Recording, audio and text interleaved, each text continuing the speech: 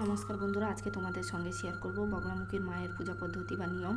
দেখো, এখানে প্রথম কথা মায়ের সব কিছু নিতে হবে, দ্রব্য সামগ্রী যেগুলো পুজোর, সেগুলো হচ্ছে সবই হলুদ কালারের।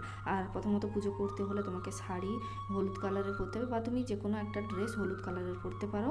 এখানে আমি দেখো সব কিছু হলুদ হলুদ নিয়ে নিয়েছি। আর আমি মায়ের যে ফটোটা নিয়েছি ওটা হচ্ছে এটিএম সাইজ, তোমার হচ্ছে এটিএম কার্ডের মতন, তোমার মানি পাশে রাখতে পারো বা মোবাইলের কভারে রাখতে পারো, যেখানে রাখতে পারো। পুজো করে রেখে দিলে এক জায়গায় মায়ের এতে, তো আমার মনে হয় ঘরে রাখাটাই ভালো। আমি এটা নিয়েছি, আমার অন্য একটা কাজ আছে বলে। তো যাই হোক, আমি তোমাদের দেখালাম। আর সব কিছু হলুদ নেবে, হলুদ গোটা হলুদ নিয়ে মালা বানিয়ে মার গলায় পরিয়ে দেবে। আর তামার বা পিতলের ঘর নেবে, যদিও মাটির ঘর না, একটু হলুদ নেওয়ার চেষ্টা করবে। আমি তো দিল্লিতে থাকি, তো আমি হলুদ সব কিছুই পেলাম না, তবে যা যা পেয়েছি তোমাদের সঙ্গে শেয়ার করলাম। আর ফল মিষ্টি দ্রব্য যা কিছুই নেবে সব কিছু হলুদ। এবারে মার তো মন্ত্র অনেক কিছুই আছে, ইউটিউব চ্যানেলে দেখতে হবে। এখানে আমি যে মন্ত্রটি জপ করেছি, মন্ত্রটি হলো ওম হ্লিং বগলামুখী সর্বদুষ্টনাং বাচং মুখং পদং স্তম্ভয় জিহং কিলয় কিলয় বুদ্ধিং বিনাশয় হ্লিং ওম স্বাহা।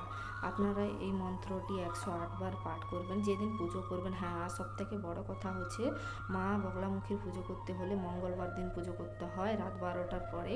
আমি আগেও তোমাদের ভিডিওতে বলেছিলাম।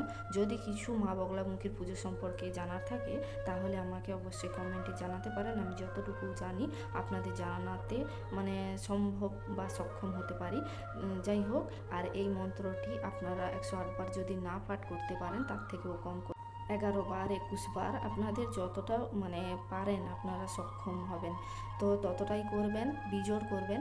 তো 108 বার পর্যন্ত যদি না করতে পারেন, আর যদি কিছু আপনাদের জানার থাকে এই মন্ত্র সম্পর্কিত, আপনারা মায়ের বীজ মন্ত্র জপ করতে পারেন। আমি তো জপ করি হ্লিং হ্লিং হ্লিং হ্লিং।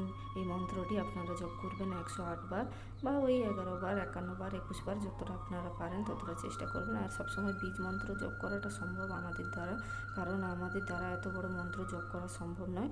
আর অবশ্যই বলবো, গুরুদেবের কাছ থেকে যদি দীক্ষা নেন তো আরও ভালো। বগলামুখী সম্পর্কিত যদি কিছু জানার থাকে তাহলে গুরুদেবের কাছ থেকেও জানতে পারেন।